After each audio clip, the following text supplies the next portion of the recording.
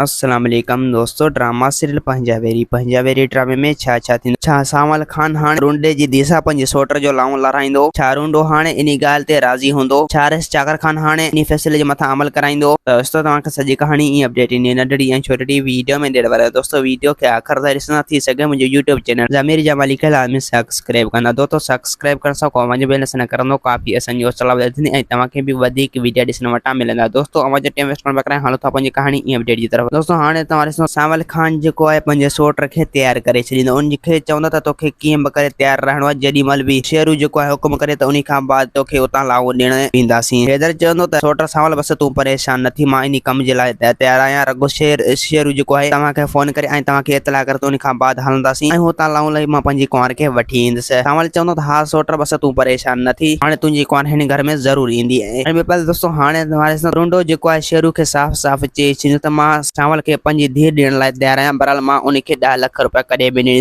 उनखे 10 लाख रुपया मां नथो ॾेई सघां। शेरू चवंदो त रुंडा तोखे कीअं बि करे 10 लाख भरणा पवंदा। अगरि जेकॾहिं तो 10 लाख न ॾींदा त पोइ चाकर खान असांजे खिलाफ़ थी वेंदो। ऐं पोइ शेरू जी पुफी शेरू खे साफ़ साफ़ चई छॾींदो त शेरू पुट तोखे कीअं बि करे 10 लाख तोखे भरणा न, छो जो असां वटि हीअं 10 लाख रुपया न आहिनि। असां बिल्कुलु ईअं ख़ाली वेठा आहियूं। अगरि जेकॾहिं तो वटि आहिनि त पोइ 10 लाख रुपया ॾे, सावल खान मां असांजी जान छॾा ऐं पोइ तोखे असां केॾी महिल बि भरे ॾींदासीं। शेरू चवंदो त पुफी अगरि जेकॾहिं मां पंहिंजे तरफ़ खां पूरी कोशिशि कंदुसि मूं वटि निकिता त पोइ मां अव्हांखे ॿुधाईंदुसि। उन खां बाद सावल खे 10 लाख रुपया ॾींदुसि। अगरि जेकर 10 लाख रुपया न थिया त पोइ मां सावल खे मेड मिनत कंदुसि ऐं उन खां 10 लाख रुपया छॾाईंदुसि। बसि तव्हांखे टेंशन करण जी का बि ज़रूरत न आहे। मां पंहिंजे तरफ़ खां बस बि न घटाईंदुसि। ऐं ॿिए पासे दोस्तों हाणे तव्हां ॾिसंदो त रस चाकर खान जेको आहे सावल खान खे साफ़ साफ़ चई छॾियो त तोखे कीअं बि करे इन रुंडे खे हाणे न आहे छॾिणो ऐं रुंडो जेको आहे पंहिंजे तरफ़ खां पूरी कोशिशि कंदो त हू फैसले तां फ्री वञे। बहरहाल तव्हां वस न घटाइजो ऐं तव्हां सोट जी शादी जेको आहे रुंडे जे घरां ज़रूरु कराइजो, जीअं रुंडे खे जेको आहे अॻिते मौक़ो न मिली सघे ऐं हू फैसले तां न फिरी सघे। दोस्तों उम्मीद आहे कहाणी आई खे पसंदि असांखे ॾींदा। इजाज़त वरी तव्हां सां मिलंदासीं नई वीडियो में। जेसीं ताईं पंहिंजो ख़्यालु रखना। खुदा हाफ़िज़।